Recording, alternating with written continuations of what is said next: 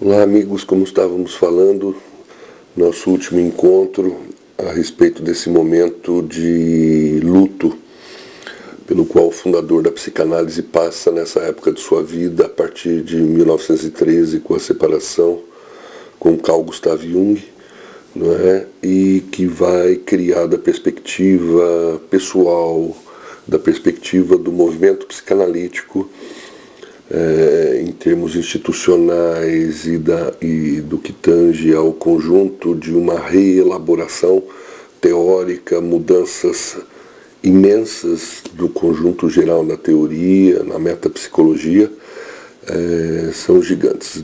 Dessa forma, comecei a dizer no nosso último encontro o quanto os textos de Freud, em muitas de suas passagens na vida, são relacionados a lutos bastante profundos com figuras e relações afetivas poderosas, não é? Nesse sentido, é importante marcar, não existe academicismo nos textos do fundador da psicanálise, transpira ali, para quem lê, é patente um conjunto passional, né, um conjunto de elaboração que vem da relação afetiva dele, tanto com seus analisandos, quanto com seus dramas pessoais, quanto com seus amigos, quanto com seus adversários, né?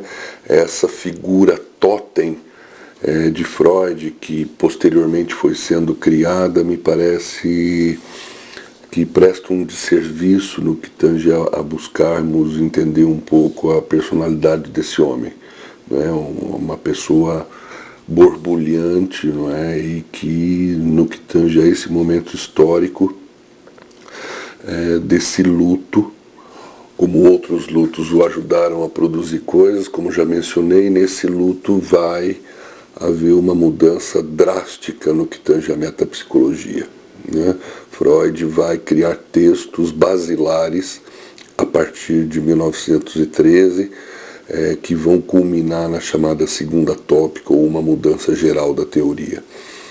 Ou seja, por exemplo, para marcar alguns, em outros momentos falamos de outros, em 1914, o texto A História do Movimento Psicanalítico, em que ele busca, por assim dizer, retomar as rédeas para dizer: esses somos nós, aqueles são eles.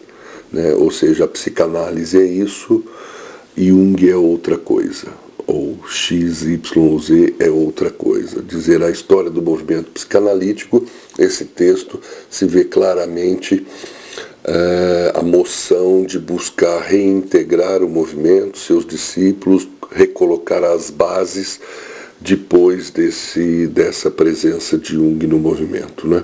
E de fixar as pedras basilares sobre o que significa ser analista e quais os conjuntos conceituais, teóricos que balizam o ser, a atividade do analista, o ser analista, não é?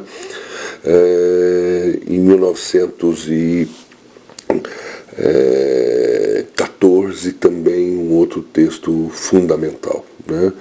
que modifica coisas imensas na teoria, que é a introdução ao narcisismo.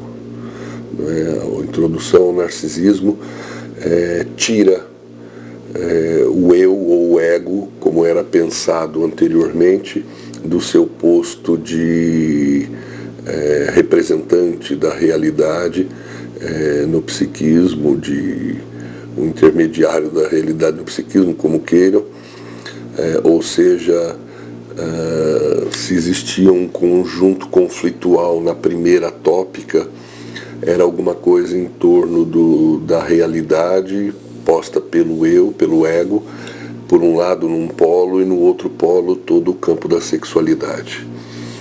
Agora, com a introdução ao narcisismo, esse eu que era concebido como o lugar da realidade no psiquismo faz um giro por completo, porque no narcisismo existe a ideia de que o eu pode ser investido pela sexualidade tal qual qualquer outro objeto. Isso faz um giro teórico imenso, porque o eu perde o estatuto de um representante da realidade supostamente neutro, vamos chamar assim, no psiquismo, e ele próprio passa a ser, como analistas posteriores passaram a marcar, não esse lugar da realidade, mas o nicho do delírio, o nicho da ilusão, o nicho de uma série de estados psíquicos que não mais se coadunam com a posição anterior de representante de um princípio de realidade dentro do psiquismo, né? Quer dizer, o giro é total, né? De que o eu pode ser investido pela sexualidade através do conceito de narcisismo. Então isso muda as coisas por completo. E, obviamente, vão ter ressonâncias que vão ser abordadas em outros textos pós a introdução ao narcisismo. Naturalmente, esse é um ponto central do texto que aborda muitas outras coisas que talvez num outro momento já falemos com mais vagar. Mas a partir de 1914 a teoria começa a mudar drasticamente, não é? E ao longo dos anos, com vários outros textos, e temos um texto cabal, onde os analistas que acreditavam que Freud tinha sossegado o pito, como se chama, né? Ele faz uma outra reviravolta teórica gigantesca, insere a questão da chamada pulsão de morte, através do seu magnífico texto Além do Princípio do Prazer, em 1920. O próprio título Além do Princípio do Prazer significa nós rompemos com a barreira do princípio do prazer que geria a concepção metapsicológica do funcionamento mental até durante a vigência da primeira tópica. Com Além do Princípio do Prazer, a coisa fica mais complicada e vai colocar muitos analistas de cabelo em pé, vendo que Freud faz esse giro na teoria, quando se acreditava que a teoria estava, pois, muito bem estabelecida. Tá bom? Até breve.